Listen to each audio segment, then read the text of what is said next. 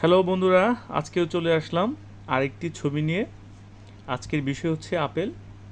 Apple খুবই একটি পরিচিত ফল। আপেলে রয়েছে ভিটামিন সি ও অ্যান্টিঅক্সিডেন্ট, যা আমাদের শরীরের রোগ প্রতিরোধ ক্ষমতা বৃদ্ধি করে। আপেল আমরা সবাই আঁকি, আজকে আমি একটু এঁকেছি অন্যরকমভাবে। আপেলে হলুদ দিয়েছি, তারপরে দিয়েছি কমলা।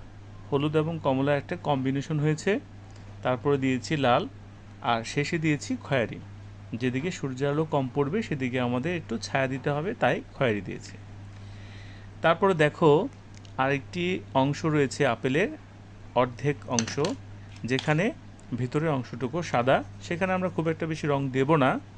আর বাইরে যে অংশটুকু দেখা যাচ্ছে সেটা হচ্ছে আপেলের যে রং সেটাই।